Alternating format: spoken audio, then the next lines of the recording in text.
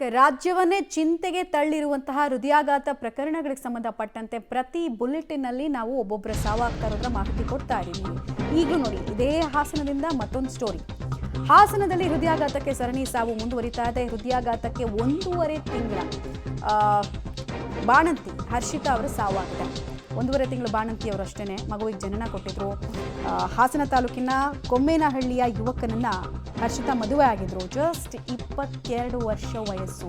22 ವರ್ಷ ಚಿಕ್ಕ ವಯಸ್ಸಿನಲ್ಲೇ ಅವರ ಹೃದಯ ಬಡಿಯೋದು ಶಾಶ್ವತವಾಗಿ ನಿಲ್ಲಿಸಿಬಿಟ್ಟಿದೆ. ಮೊನ್ನೆ ರಾತ್ರಿ ಎದೆ ನೋವು ಕಾಣಿಸ್ಕೊಂಡಾಗ ಗಂಡನನ್ನು ಕರೆಸ್ಕೊಂಡಿದ್ರಂತೆ. ನಿನ್ನೆ ಬೆಳಗ್ಗೆ ಆಯನೂರು ಆಸ್ಪತ್ರೆಗೆ ಆ್ಯಂಬುಲೆನ್ಸ್ನಲ್ಲಿ ಹೋಗಬೇಕಾದ್ರೆ ಈ ಸಾವಾಗಿರೋದ್ರ ಡೀಟೇಲ್ಸ್ ಕೂಡ ನಮಗೆ ಲಭ್ಯ ಆಗ್ತಾ ಇದೆ. ಮೃತ ಹರ್ಷಿತಾ ಅವ್ರನ್ನ ಗಮನಿಸ್ತಾ ಇದ್ದಾರೆ. 22 ವರ್ಷ ವಯಸ್ಸು. ಇವ್ರ ಸಾವು ಕೂಡ ಆಗಿದೆ. ಸಂಜಯ್ ಸಾವಿನ ಬಗ್ಗೆ ನಾವು ಕಳೆದ ಬುಲೆಟಿನಲ್ಲಿ ಹೇಳ್ತಾ ಇದ್ವಿ.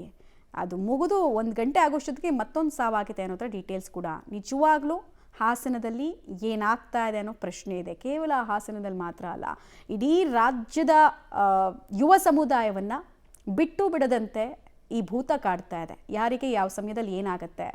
ನಿಜ, ಮನುಷ್ಯನ ಜೀವನ ಅನ್ನೋದು ನೀರಿನ ಮೇಲಿನ ಗುಳ್ಳೆ. ಯಾರು ಯಾವಾಗ ಬೇಕಾದರೂ ಕೊನೆ ಆಗಬಹುದು. ಆದರೆ ಈ ರೀತಿ ಚಿಕ್ಕ ಚಿಕ್ಕ ವಯಸ್ಸಿನಲ್ಲಿ ಬದುಕಿ ಬಾಳ್ಬೇಕಾಗಿರೋರು ಸಾಯ್ತಾ ಇರೋದು. ಒಂದು ನಮ್ಮ ವೈದ್ಯಕೀಯ ಪದ್ಧತಿ ಬಗ್ಗೆ ಕೂಡ ಪ್ರಶ್ನೆಗಳು ಬರ್ತಾ ಇದೆ. ಆಮೇಲೆ ನಾವು ತಿನ್ನುವಂತಹ ಆಹಾರ ಎಷ್ಟರ ಮಟ್ಟಿಗೆ ಸೇಫ್ ಇದೆ ಅನ್ನೋ ಪ್ರಶ್ನೆ ಬರ್ತಾ ಇದೆ. ಕೆಲವ್ರದ್ದೆಲ್ಲ ಜೀನ್ ಕಾರಣಕ್ಕೋಸ್ಕರ, ಹೆರಿಡೇಟ್ರಿ ಕಾರಣಕ್ಕೋಸ್ಕರ ಸಾವಾಗ್ತಾ ಇದ್ರೆ, ಇನ್ನೂ ಕೆಲವರದ್ದು ಈ ಅತಿಯಾದ ಕೆಮಿಕಲ್ ಯುಕ್ತ ಆಹಾರಗಳನ್ನು ಸೇವನೆ ಮಾಡ್ತಾ ಇದ್ದಕ್ಕೆ ಅಂತ ಮಂಜುನಾಥ್ ಅವರು ಒಂದು ಕಡೆಗೆ ಹೇಳ್ತಾ ಇದ್ರು. ಹಾಸನದಲ್ಲಿ ಹೃದಯಾಘಾತಕ್ಕೆ ಮತ್ತೋರ್ವ ಯುವಕ ಬಲಿಯಾಗಿರೋದ್ರ ಡೀಟೇಲ್ಸ್ ಕೊಡ್ತಾ ಇದ್ವಿ. ಸಂಜಯ್, ನಾವು ಹೇಳ್ತಾ ಇದ್ವಲ್ಲ ಕಳೆದ ಬುಲೆಟಿನ್ನಲ್ಲಿ, ಈ ಹುಡುಗನ ಬಗ್ಗೆ ನಾವು ಮಾಹಿತಿ ಕೊಡ್ತಾ ಇದ್ವಿ. 27 ವರ್ಷದ ಹುಡುಗ, ಯಾವುದೇ ಹಾರ್ಟ್ ಸಮಸ್ಯೆ ಇರಲಿಲ್ಲ, ತುಂಬ ನಾರ್ಮಲ್ ಆಗಿತ್ತು ಹೆಲ್ತು. 2.5 ತಿಂಗಳ ಹಿಂದಷ್ಟೇ ಮದುವೆ ಆಗಿದ್ರಂತೆ. ಸ್ನೇಹಿತರ ಜೊತೆಗೆ ಪಾರ್ಟಿಗೆ ಹೋಗಿದ್ದಾಗ ಅಲ್ಲೇ ಹಾರ್ಟ್ ಅಟ್ಯಾಕ್ ಆಗಿದೆ. BP ಹೆಚ್ಚಾಗಿ ಹೃದಯಾಘಾತ ಆಗಿರೋ ಬಗ್ಗೆ ವೈದ್ಯರು ಮಾಹಿತಿ ಕೊಡ್ತಾ ಇದ್ದಾರೆ.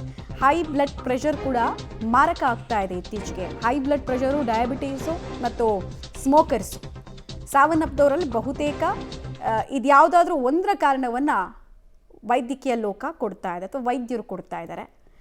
ಏನೇ ಇರಲಿ, ಸಾವಿನ ಸರಣಿ ಮಾತ್ರ ಮುಂದುವರಿತಾ ಇದೆ. ಆಮೇಲೆ ನಾವು ಲಾಸ್ಟ್ ಟೈಮ್ ಕೂಡ ಹೇಳ್ತಾ ಇದ್ವಿ, ಅಂದರೆ ತುರ್ತಾಗಿ ಹೃದಯ ಚಿಕಿತ್ಸೆ ಕೊಡುವಂತಹ ಆಸ್ಪತ್ರೆಗಳು ಕರ್ನಾಟಕದಲ್ಲಿ ಎಷ್ಟಿದೆ?